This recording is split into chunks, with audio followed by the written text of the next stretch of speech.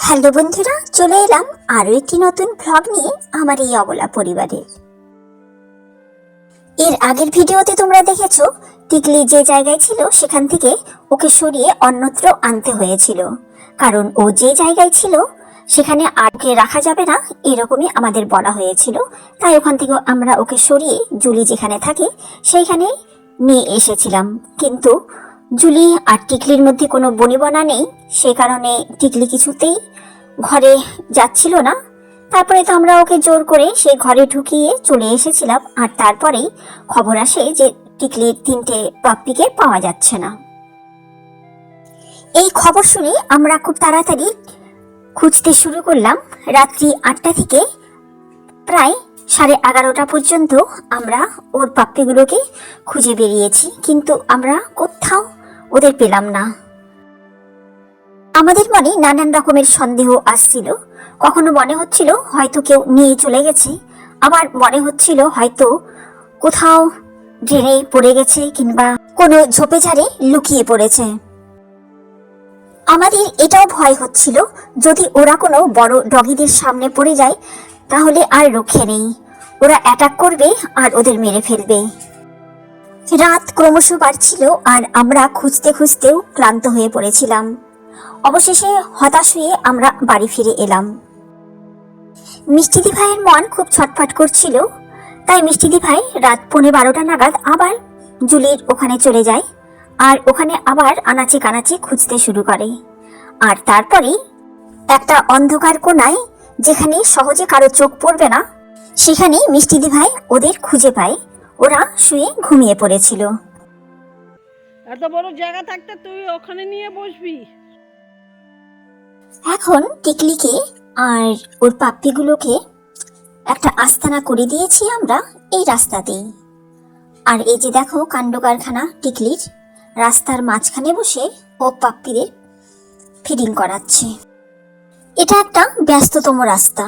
এই রাস্তার উপর দিয়ে সব সময় 2 চাকা 4 চাকা চলতেই থাকে।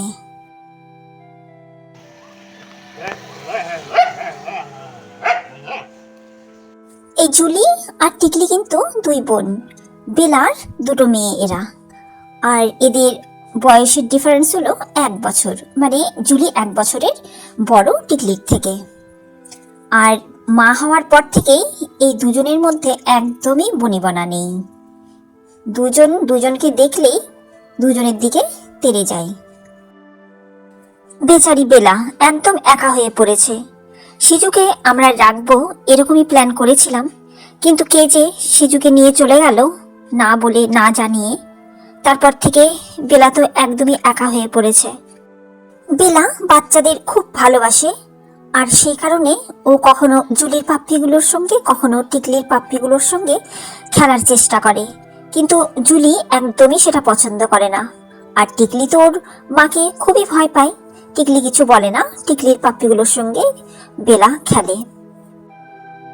এখন বেলাই আমাদের পাড়ার সব থেকে সিনিয়র ডগ, আর ওর বয়স এখন 8 বছর হয়ে গেছে।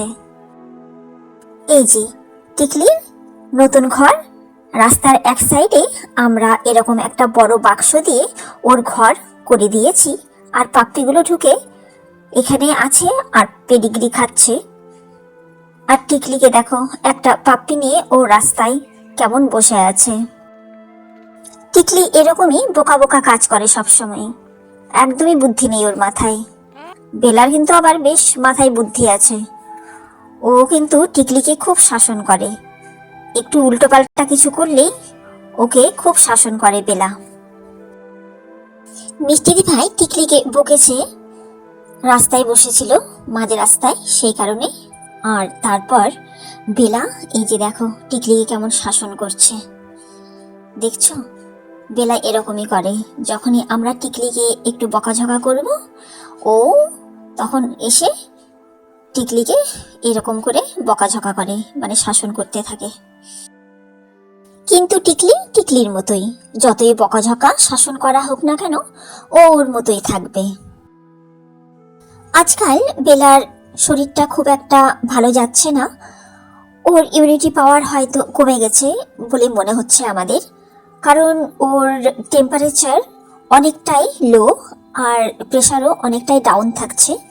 খাওয়া দাওয়াও ঠিক মতো করছে না ও, একবেলা খাচ্ছে তো আর একবেলা খাচ্ছে না, পেডিগ্রিও ঠিক মতো খাচ্ছে না ও।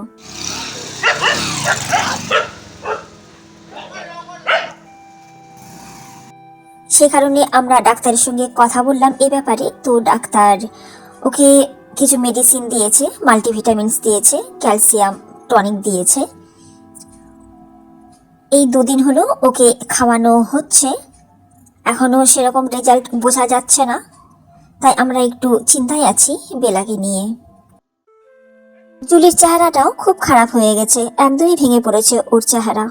ওর তো টোটাল 4টে পাপ্পি হয়েছিল, আর 2টো পাপ্পি তো সঙ্গে সঙ্গে মারা যায়, আর 2টো পাপ্পি এখন আছে, ভালোই আছে ওরা। কিন্তু জুলিরও ওই অবস্থা। খাওয়া দাওয়া ও অবশ্য ঠিকঠাকই করছে, কিন্তু ওর তো নার্ভের প্রবলেম হয়ে গেছে ডিসটেম্পারের কারণে। সে কারণে ওর মেডিসিন চলছে। বুঝতে পারছি না ও এত রোগা হয়ে গেল কেন, শরীরে লোমও ঝরে পড়ছে ওর খুব। এদের সবার ভ্যাকসিনেশনেরও টাইম হয়ে আসছে, এর মধ্যে ওদের ভ্যাকসিন দিয়ে দিতে হবে। টিকলিকে দেখো আবার ওই রাস্তার মাঝখানে এসে বাচ্চাদের নিয়ে শুয়ে আছে, এরকমই করবে ও সারাদিন। আর বাচ্চাগুলো কখনো কখনো অবশ্য এখানে গাড়ি রাখা থাকে, সেই গাড়ির নিচে ঢুকে যায়, সেখানে থাকে। ঠিকই আছে, এভাবে রাস্তার মাঝখানে না বসে যদি একটু সাইডে থাকে তাহলেই হয়। কিন্তু ওই যে বললাম, টিকলির বুদ্ধি কম, এরকমই করে ও শুধু।